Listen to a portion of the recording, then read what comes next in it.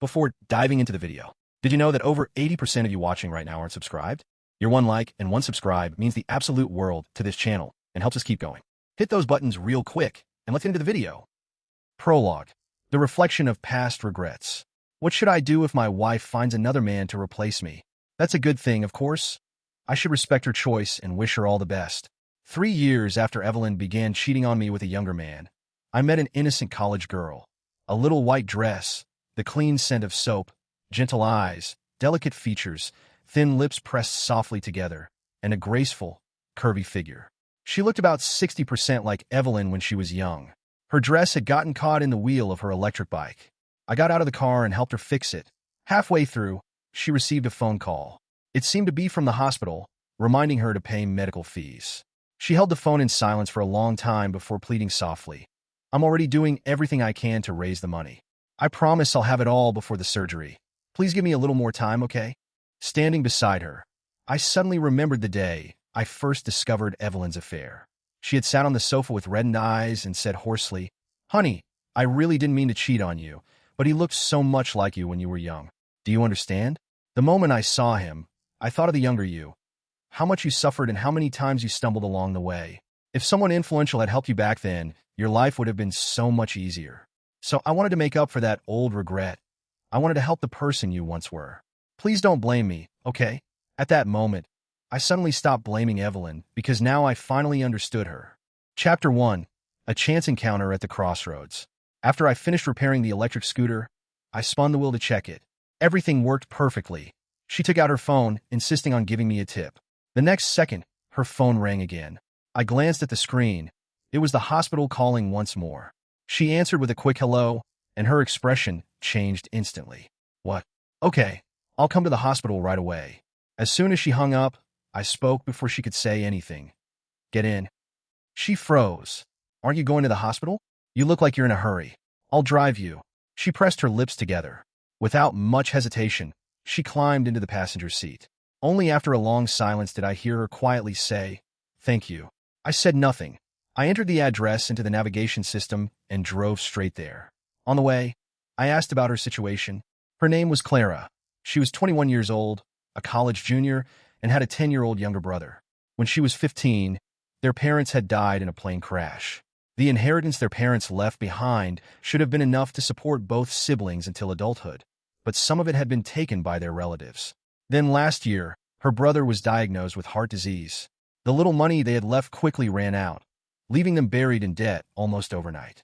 Before running into me today, she had just been turned away by those same relatives. I asked her what she planned to do. She turned to look out the window and frowned. There's always a way to make money. When we arrived at the hospital, Clara jumped out of the car before it had barely come to a complete stop. In the blink of an eye, she was gone. I walked into the hospital and checked which floor the cardiothoracic surgery department was on. When the elevator finally arrived at its painfully slow pace, I followed the room numbers until I found the ward. The doctor had probably just finished resuscitating the boy and briefly explained his condition to Clara. Before long, the little boy lying in the hospital bed woke up. Almost instinctively, the anxiety on Clara's face vanished, replaced by a gentle smile. She softly stroked the boy's head and murmured a few words to him. Soon he fell into a deep sleep again. I looked at Clara's contact, which I had only added a short while ago. After a moment's thought, I transferred $50,000 to her and turned to leave. I had barely taken a few steps when Clara chased after me. "Wait!" She grabbed my sleeve, looking as though she wanted to say something but could not find the words. I smiled faintly. "Just take it. Consider it my good deed for the day. Your brother is adorable. I hope he recovers soon." I knew accepting the money made her uncomfortable, but reality had long since worn down her pride. Her lips moved repeatedly, yet she could not bring herself to say, "I don't want it." In the end, she could only whisper, "I'll pay you back." I waved dismissively and stepped into the elevator. Chapter 2. Ghosts in the parking garage. When the elevator reached the parking garage, I took out my car keys and was about to look for my car when I suddenly heard a soft voice. "Julian, I think the prenatal test report fell out in the car." My steps halted. I turned my head. Not far away, the door of a red Ferrari stood open. Evelyn was beside it in a soft, flowing dress, her expression gentle and serene. Another man was bent over, taking a small shopping bag out of the car. Neither of them noticed me. Evelyn slipped her arm through his, and they exchanged a smile, acting affectionately as though no one else existed. I could not help remembering the year Evelyn had miscarried. Back then, our careers had only just begun. We did not have enough energy or money to raise a child, but we had loved each other so deeply. At the time, even knowing how difficult the road ahead would be, neither of us could bear to give the baby up. In the end, however, the decision was taken out of our hands. Not long afterward, Evelyn miscarried. That night, she curled up in my arms, clutching my clothes so tightly that her knuckles turned white. Her eyes were swollen and red from crying as she murmured again and again, "I'm sorry, but what had she done wrong?" My pain was no less than hers. All I could do was hold her tightly, comfort her over and over, and promise her that when this child came back to us someday, they would be the happiest child in the world. At 24, we lost our baby. I had to admit Evelyn was smarter than I was. She knew how to make up for her regrets. Look at her now. Evelyn had successfully gotten pregnant with the child of the man who was supposedly just my replacement. I got into my car, my hands trembling as I tried to light a cigarette, but in the end, I only covered my eyes with one hand and let out a bleak, bitter laugh. Chapter 3. Dinner with a Stranger. Evelyn came home that evening. We had been sleeping in separate rooms for a long time. Since we both left early and returned late, most of the time we were more like roommates sharing an apartment than a married couple. Honestly, I did not understand why Evelyn still insisted on coming back to this house every day. We sat across from each other at the dining table without speaking, the only sounds being the occasional clink of bowls and chopsticks. Evelyn placed a piece of pork rib in my bowl. I did not refuse it, but even after I had finished the entire bowl of rice, the rib remained untouched. "Hubby, your birthday is next week," Evelyn said. "Why don't we throw a birthday party? We can invite a few friends and make it lively." I replied indifferently, "Go ahead if you want." Then I added, "But I have a business dinner that day, so I won't be coming home." Evelyn finally looked at me, a trace of anger in her eyes. "Hubby, do you really have to keep acting like this?" "Like what?" She pressed her lips together. "I just want us to live a good life together." I could not help laughing. Setting down my bowl and chopsticks, I suddenly asked, "Evelyn, have you ever thought about divorcing me?" "No," she answered without hesitation. "You've been involved with Julian for years. Don't you plan to make it official and marry him?" Evelyn pursed her lips. "Hubby, I've told you before, I don't like him. The only person I have ever loved is you. It's just that he reminds me of you when you were younger. I want him to have a better life. I want him to be happy." I could not understand her, nor did I care to. To me, we were no longer husband and wife. We were simply partners bound together by mutual interests. Whether we divorced or not depended mostly on which option brought more benefits and fewer losses. Of course, she meant what she said. She was not lying. In fact, she had never really lied to me. At most, she had initially hidden the existence of her colleague Julian. It was only after I discovered their messages that she admitted she had helped Julian quite a lot. I told her to keep her distance from him, and at first she agreed. Later, however, she told me she could not do it.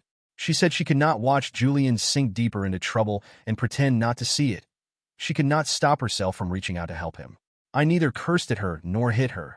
Yet she broke down crying as though she had suffered some unbearable injustice. I was truly exhausted. Work already kept me busy enough. But even after coming home, I could never have a moment of peace. I was tired and could not be bothered to deal with her. Somehow, she took my silence as forgiveness. After that, she began treating me with extreme care, becoming even more attentive and devoted than before. I knew she was tired too, but what did that have to do with me?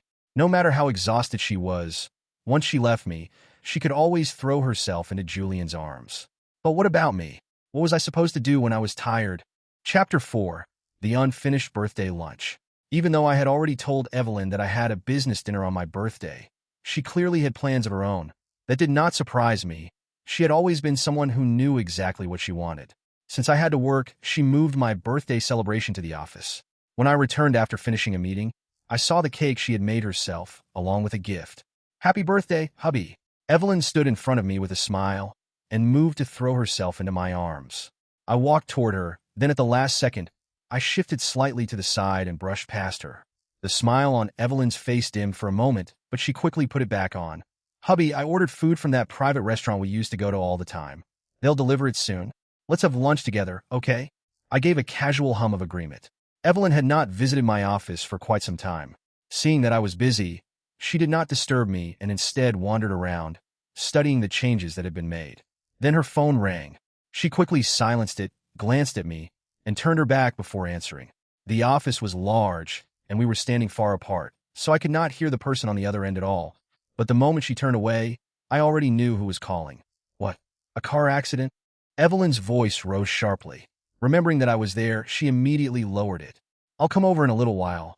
After hanging up, she suddenly remembered that she had promised to have lunch with me. She hesitated, clearly struggling to speak. I kept my head lowered and continued working. Hubby, she finally forced the words out. Something came up. I might need to leave for a while. I gave an absent-minded hum.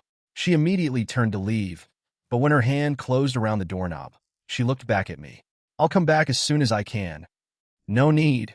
Without looking up, I said, go take care of whatever you need to. We both knew perfectly well she would not be coming back today. Chapter 5. A Rescue at the Nightclub. That evening, I went to a bar for the first time in ages. I had never liked places like this. They were too loud and chaotic. But once in a while, even I felt like losing myself in the noise. I deliberately chose a newly opened club. When I booked a table, the host asked how many people were coming. Just me. He smiled knowingly. People in our line of work know how to read the room. Would you like me to bring a few girls over to keep you company and liven things up? I swept my gaze around the room before it settled on someone in a corner. The host followed my line of sight. After a brief pause, he smiled. She's our top hostess. She's in high demand. You'll have to pay extra if you want her. I watched Clara sitting between two men, a dazzling smile on her face as they made her drink glass after glass. Money isn't an issue, I said casually. Send her over right away. I did not have to wait long. Clara walked over with a bright smile. Hey, handsome. Thanks for booking me. I looked up at her. Her words abruptly died in her throat. Long time no see. I made no attempt to hide the way I looked her up and down. Who picked that outfit for you? It's tacky. A flash of embarrassment crossed her eyes, but the smile on her face remained perfectly composed. I learned how to dress from videos online. They said men who come to places like this kind of style. Sit. I tilted my chin toward the seat beside me. So this is the way you found to make money? Working as a hostess at a nightclub? Of course, that was the polite way to put it. To be blunt, she had come here to work as a nightclub model and entertain wealthy clients. Clara said nothing. Have you raised enough for the surgery? She nodded, then shook her head. Not yet, but I'm close. How much are you short? 100,000. When is the surgery? The day after tomorrow. I raised my eyes to her with a faint, humorless smile. You're planning to make 100,000 in 2 days? Are you going to sell yourself? It had only been a joke, but Clara did not deny it. Selling your body isn't exactly an easy business these days, I said.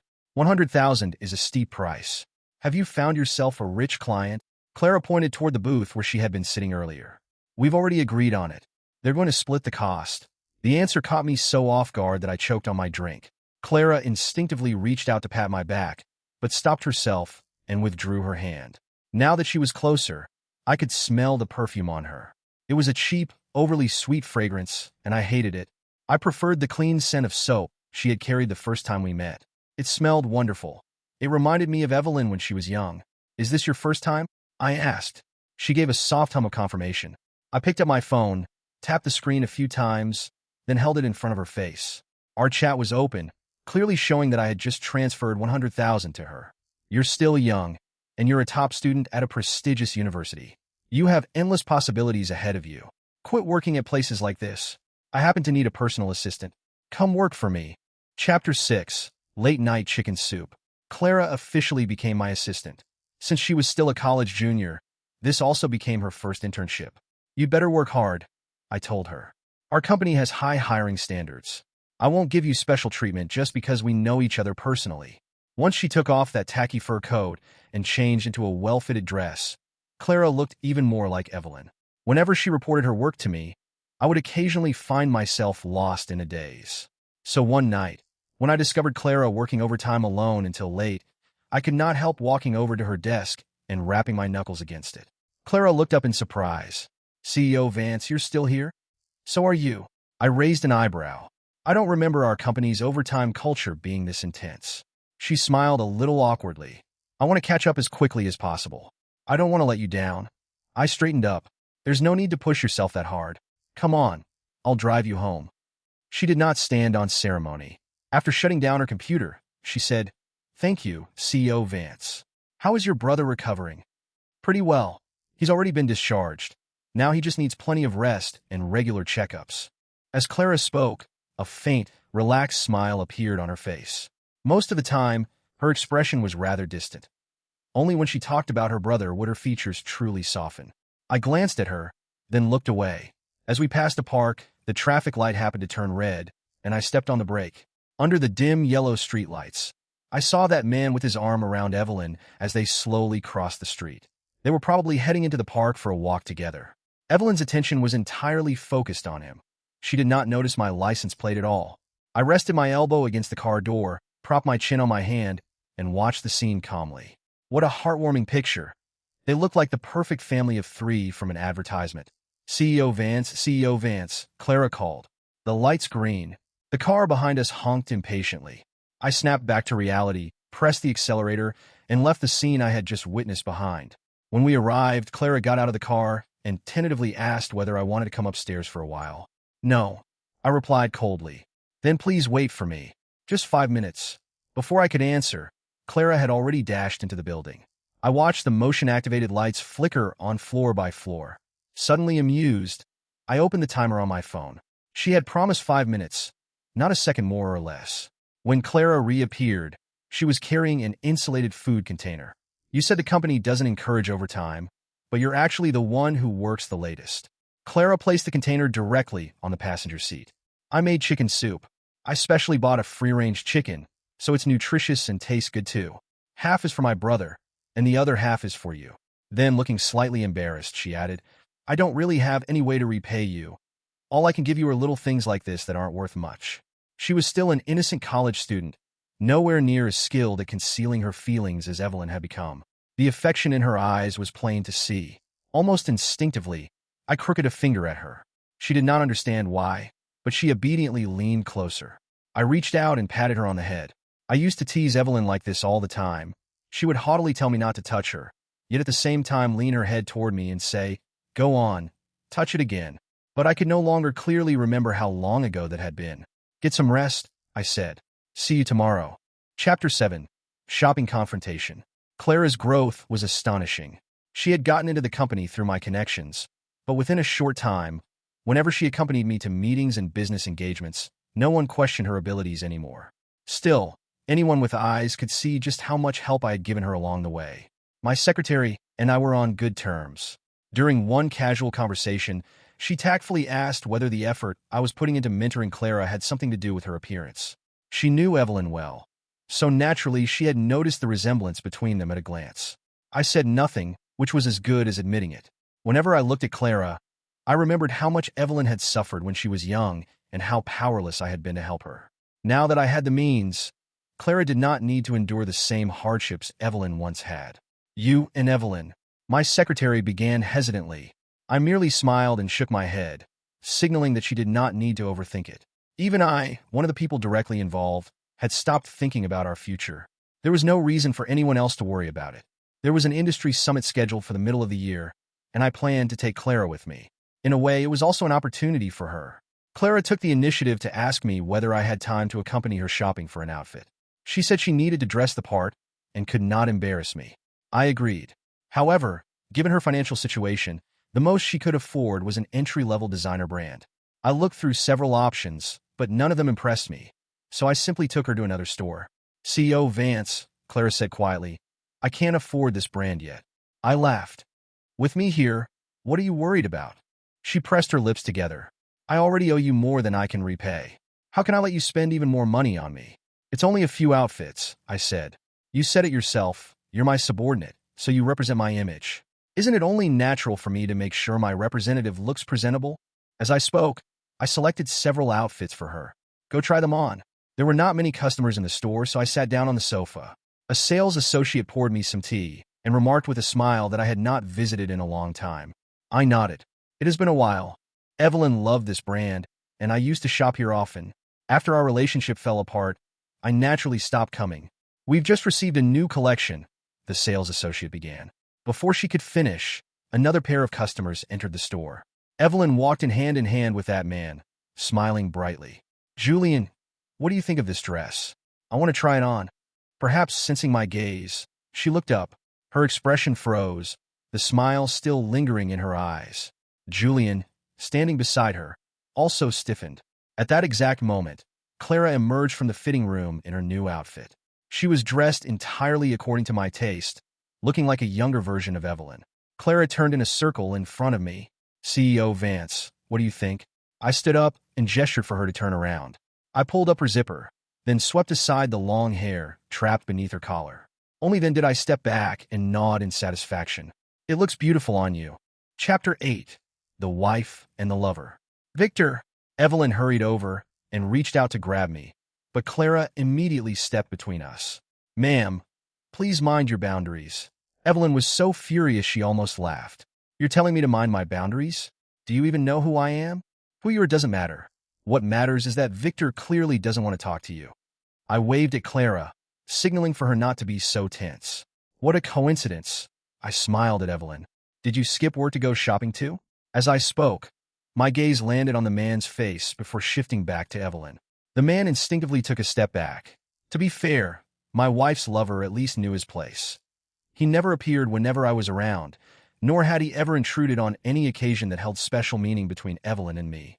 I could still vaguely remember the first time I met him. He had dropped to his knees in front of me and apologized through bitter tears. Mr. Vance, I'm truly sorry. I'm shameless and despicable. I knew she was your wife, yet I still couldn't stop myself from falling in love with her. But my feelings for Evelyn are genuine, and nothing can change that. If you're angry, take it out on me. Please don't make things difficult for Evelyn. You can hit me or curse me, and I promise I won't fight back. How touching that he cared so deeply for my wife. Evelyn always said he was a lot like me, but in that regard, I thought he and Evelyn were the ones who truly belonged together.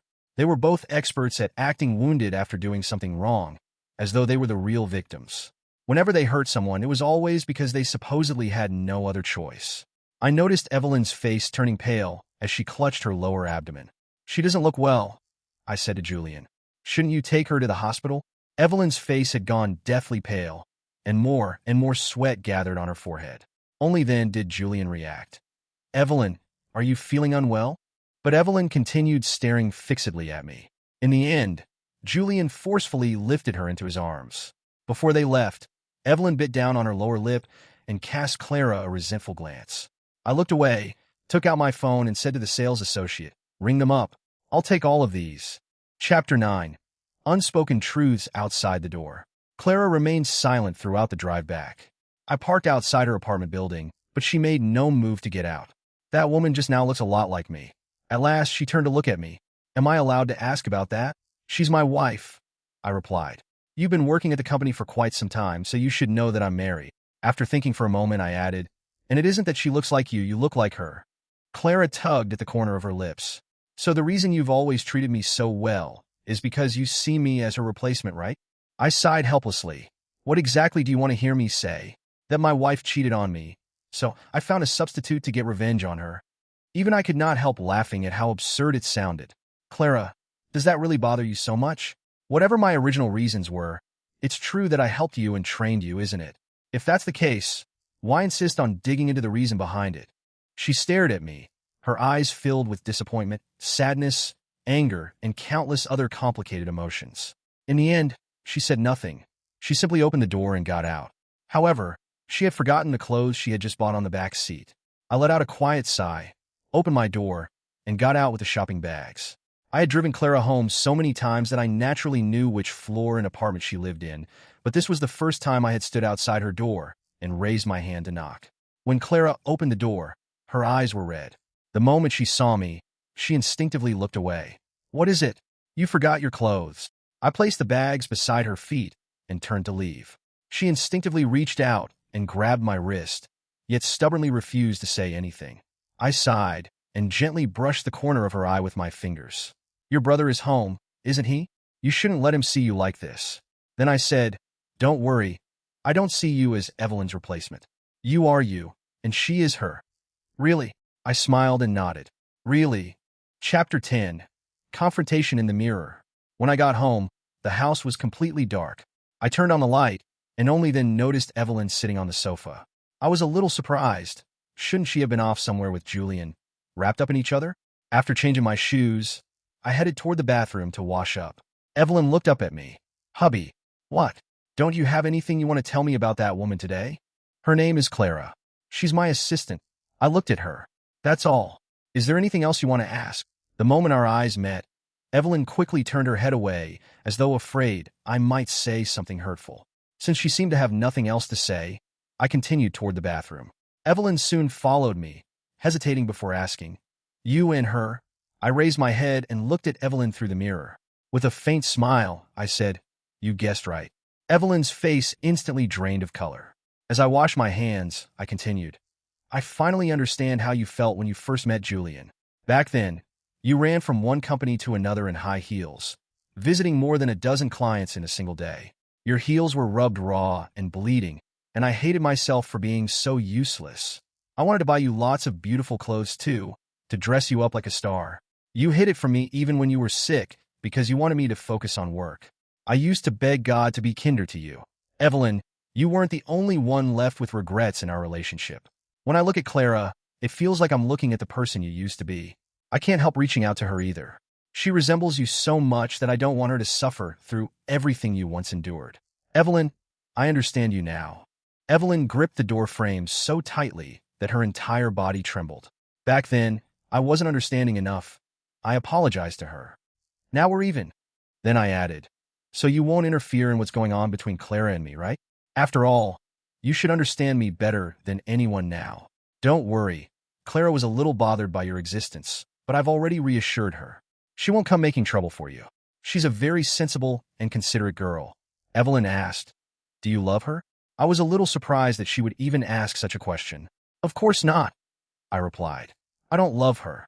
I just can't help feeling sorry for her. I want to make it up to her properly. Chapter 11. A Clash in the Executive Office. Evelyn sat motionless in the living room all night.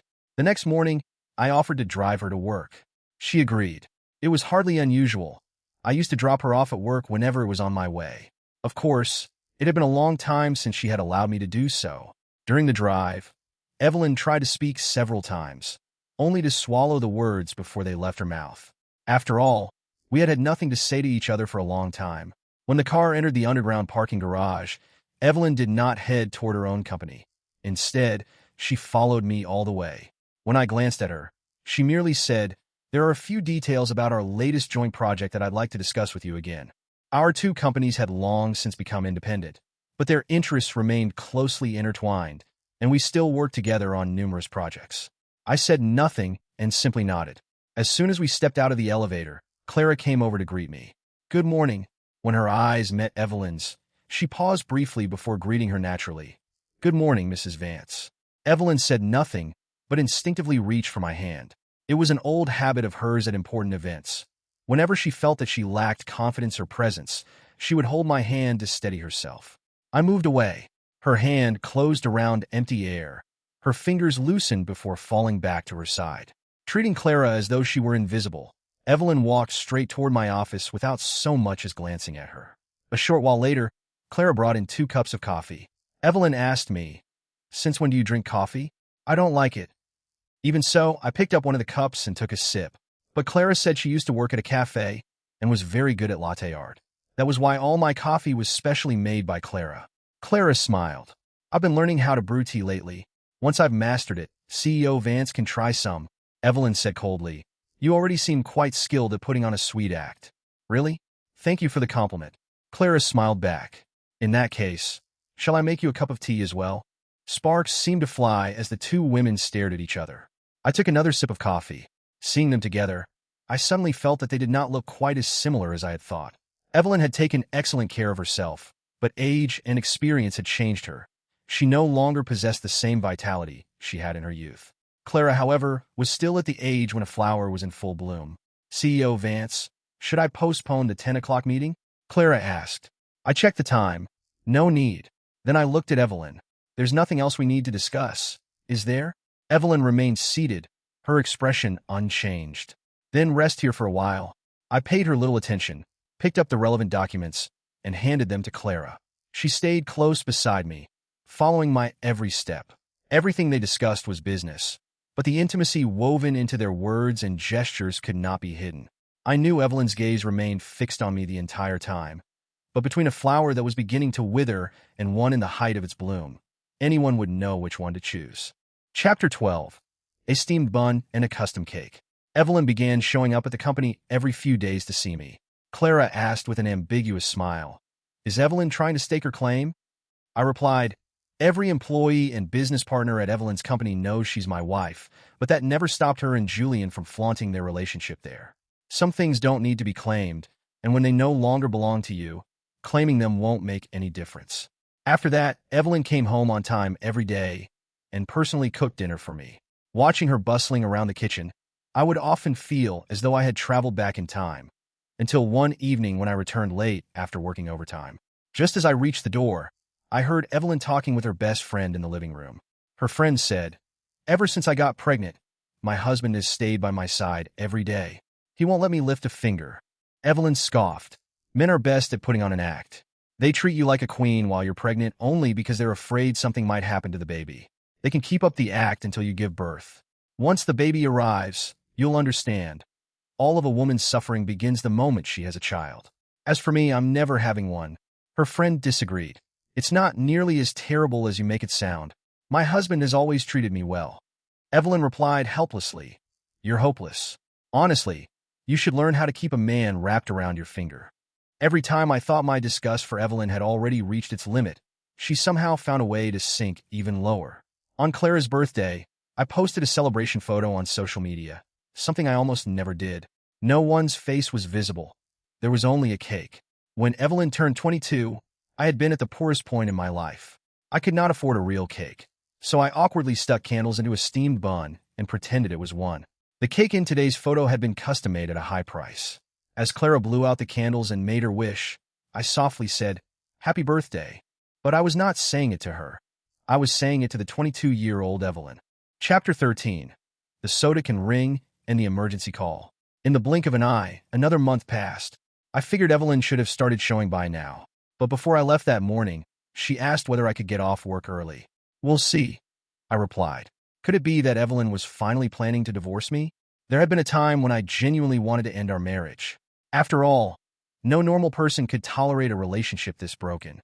But our assets and business interests were too deeply entangled, and there was no way I would simply hand them over to Evelyn. So she knew perfectly well that as long as she refused to let go, we could not get divorced. Fortunately, people could adapt to almost anything. At this point, whether we divorced or not no longer mattered to me. But if Evelyn wanted a divorce, she had better show enough sincerity. Clara also seemed a little off that day. She was distracted and absent-minded, losing focus several times during a meeting. In the end, I had to call her name sharply and tell her to pay attention. When work ended, Clara cautiously approached me. "I'm feeling a little unwell. Could you come to the hospital with me? I have plans today." I gave her a phone number. "This hospital works closely with our company. Call this number if you need anything. They'll arrange everything for you." Clara looked disappointed, but she said nothing more. When I arrived home and opened the door, there was no divorce agreement waiting for me. Instead, the entire house was filled with balloons. My expression remained blank as I considered turning around and leaving, but Evelyn happened to walk out of the kitchen carrying 2 plates of steak. The moment she saw me, her eyes lit up. "Hubby!" She hurried over and gazed at me tenderly. "Happy 7th wedding anniversary." For some reason, I suddenly felt nauseous. She was wearing heavy makeup and a white dress that looked almost like a wedding gown. The room had been decorated to feel warm and romantic. Evelyn seemed nervous, repeatedly taking deep breaths. Then she stepped closer, took my hand, and carefully said, "Hubby, we've known each other for 14 years and been married for 7.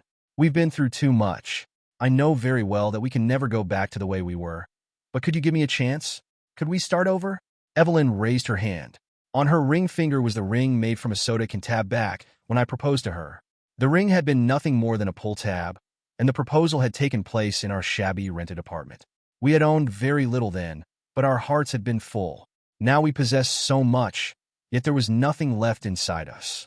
It felt as though a freezing wind was howling straight through the hollow space in my chest. I was so cold. "You said you finally understood the person I used to be," Evelyn said. "But I finally understand the person you used to be too. Hubby, we love each other. We were simply out of sync in the way we understood love. Now, can't we correct our mistakes together?" Clara is nothing but a cheap imitation. I'm the one who stayed by your side and weathered every storm with you. I studied her carefully, searching her features for some trace of the woman I had once loved, but there was nothing. Not a single trace remained. My phone rang, and I reached out to answer it. Evelyn caught my hand, a wounded look appearing in her eyes. Don't answer it, okay? I pried her fingers away one by one and accepted the call.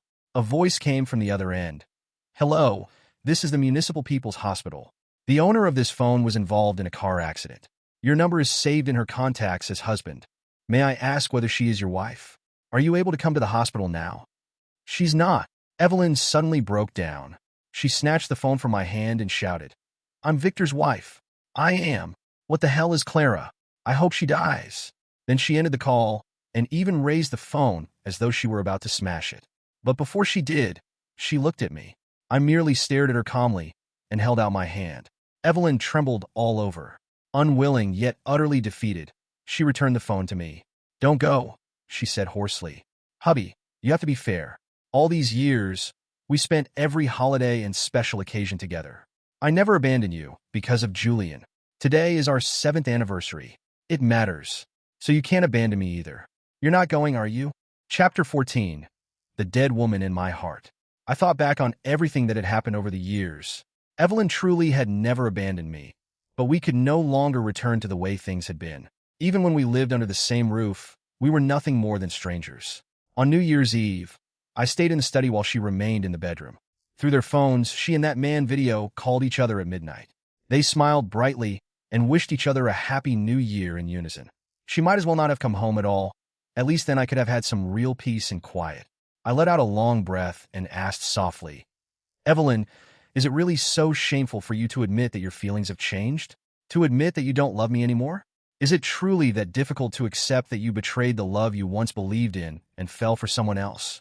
Evelyn stared at me, the pain in her eyes threatening to overflow. I shook my head. Sometimes I doubted myself too. After all, some people's love is simply flawed. When I met Clara, I really did come to understand you.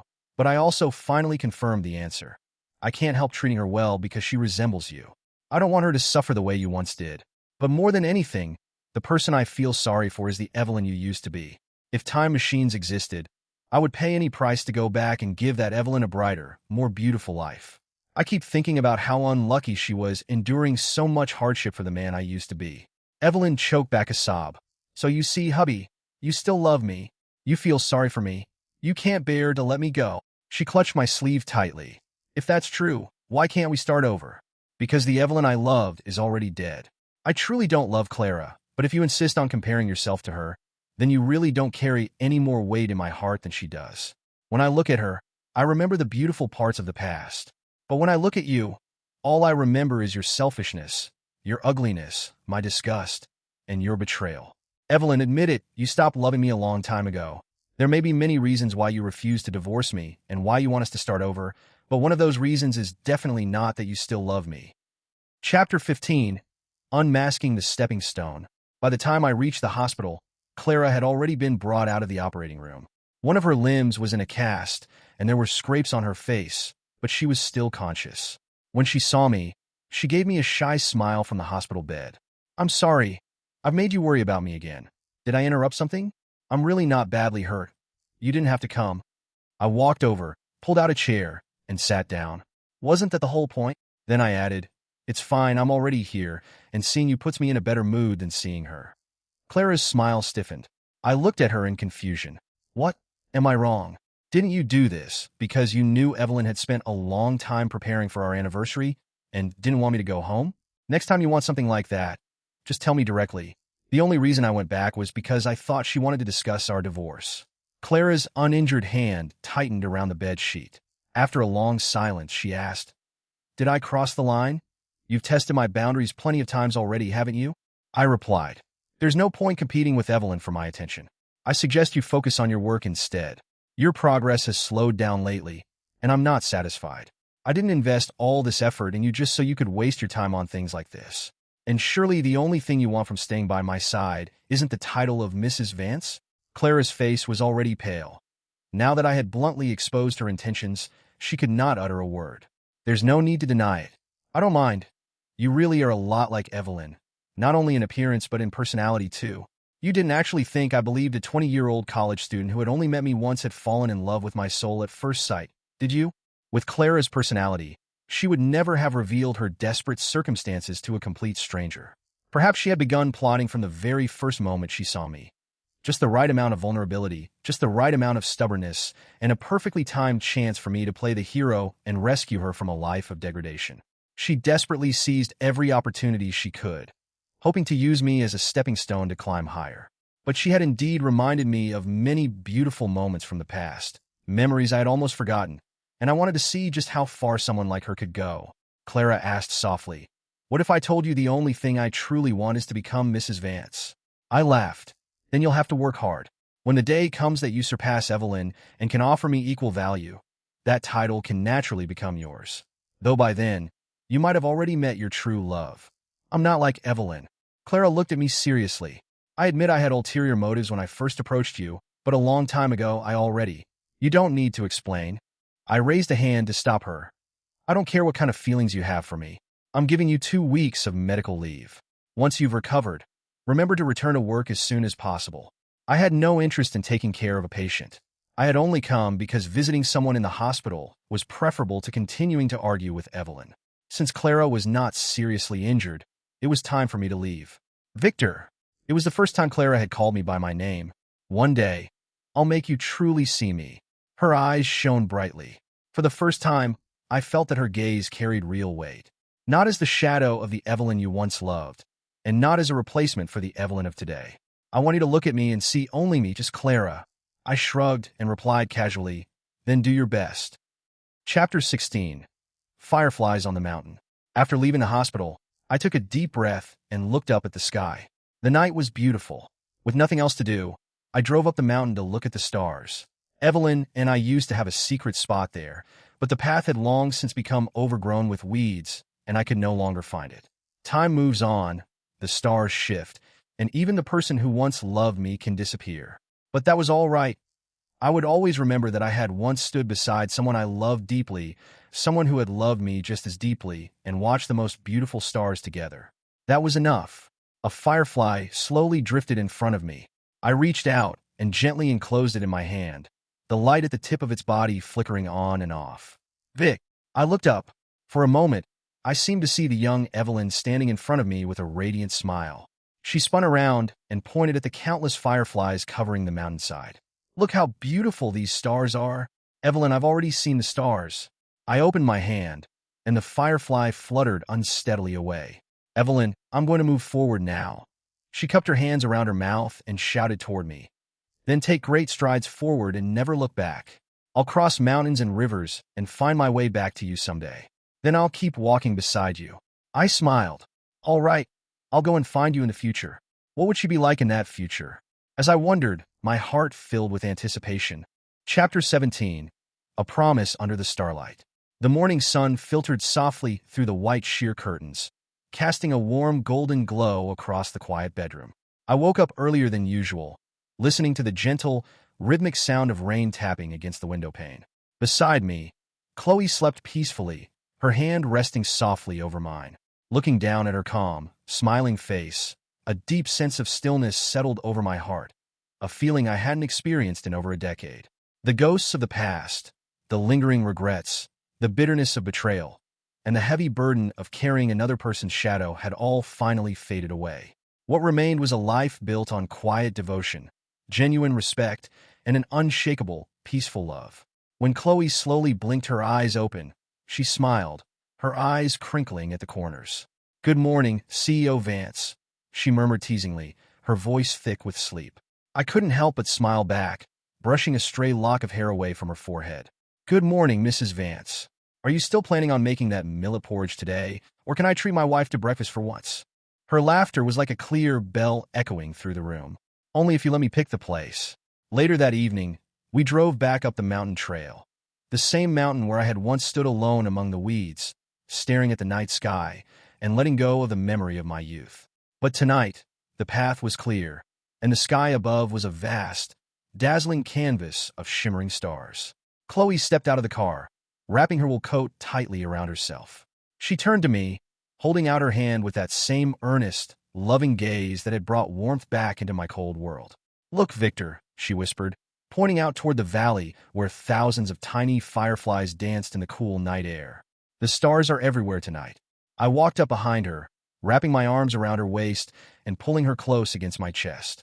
I looked out at the glowing lights, then down at the woman who had loved me silently for 10 years, who had waited patiently for me to heal, and who had given me the courage to claim my own happiness again. "Yes, they are," I said softly, resting my chin on her shoulder. "And this time, I'm staying right here to watch them with you." Chloe turned in my arms, resting her forehead against mine, her eyes reflecting the starlight. "No looking back?" she asked softly. "No looking back," I promised, kissing her gently under the vast, quiet sky. "Only forward, together,